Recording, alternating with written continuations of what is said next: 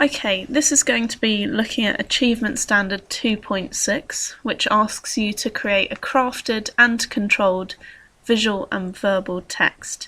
The standard itself is worth 3 credits, and this is building on from the static image, which was 1.7 at level 1, but obviously now at level 2 there's a bit of a difference in terms of the way that you present an image, so hopefully this will help you out. To start off with, the texts that you can actually produce in terms of the standard are quite varied. Now, the most popular one will be a static image sequence. So whereas before you were looking at one particular image, here you're trying to show a progression with a sequence of images, and the progression and the development that you show with those images will hopefully give you a sense of what you're understanding from the text. So it's aiming to get from you a deeper understanding than at level 1. So that would probably be the most popular text that you would produce in this standard. You could also go for a graphic or illustrated text. You could have a digital or multimedia presentation. You could film a sequence. You could create an online text. Or if you wanted to, you could also do a dramatic performance. So you could record yourself performing, and we'll talk about the options for that a bit later. Just to clarify, when the standard talks about visual language features, we're looking there at the images you use, the sequence that you put those images in, and obviously if it's a dramatic performance, at the costumes and the movement. And verbal language features here are referring to your use of dialogue or the quotations that you include. So what will the visual text be about? Well, you will create a visual text that links to one of the texts that you've studied in class, whether that's a film, a short story, or a novel. And your visual text will aim to show your understanding of perhaps a key theme from that text, maybe symbols from that text, or even the motivations of a particular character. So you yourself will choose a text and choose a particular aspect to focus on.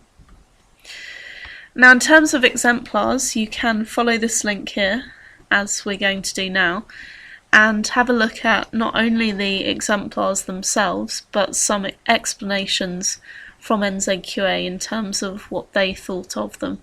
I won't go through everything here, because obviously you can do that yourself, have some time to look through. This was a high merit video that was created, and just to give you a sense of what it might look like, it is a combination of images. They also use quotations at some points in the video. Obviously you can see that they've taken some time to put together the different images and to focus on some different things. So if you wanted to have another look at that, you could. But what I wanted to show you was the thought process behind that video. So this is the student's planning sheet.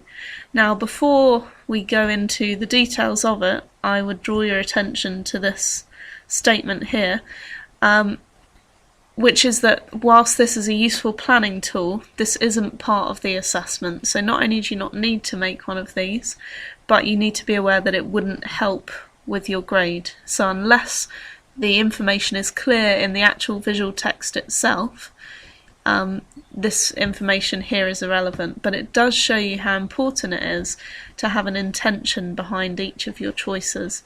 So you can see that they connect the language feature they've used, so the particular image, a beautifully made bed with uncluttered walls, and then the intention behind it. So the reason behind that bed with the uncluttered walls is to give a suggestion that this is a clinical or impersonal environment, and obviously that reflects the particular novel that this candidate was looking at. So really up to you to have a look through. This one is probably another good example to show you because it is a particular image. And you can see, I'll just scroll through really quickly, that that image gradually changes to show a particular development. So there isn't just one image, but they make subtle changes throughout, particularly to the quotation, and that in itself shows a development, and that one was a low merit. So if you want to follow those links on the PowerPoint and take some time to look through, then that will probably be helpful. Okay, so the other option that I mentioned was that you could in fact develop and perform a dramatic presentation based on a character from a text you have read. So you would develop your ideas about the character perhaps before or after an important moment from the text and present them in a dramatic monologue.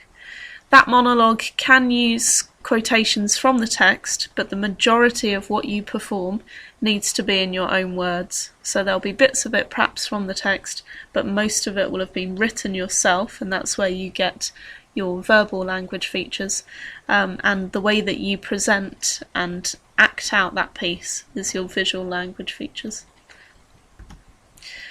So again, this is something that you can look at a bit more in your own time, but just to make it really clear that in order to achieve, you must develop, sustain and structure your ideas. So there needs to be a development there. It needs to show that you have a really clear understanding of what you're doing, and it needs to have a clear structure, as well as the fact that your language features that you use have to be appropriate for the purpose, so what it is you're trying to convey, and the audience who are looking at it. So think about what you're trying to get across with your particular image.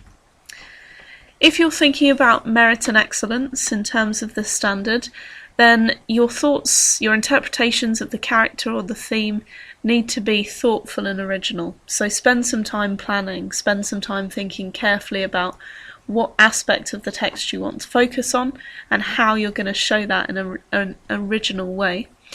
You need to show that you've carefully planned it and thought about your intentions. Why have you used that colour? Why have you used that structure, the spacing?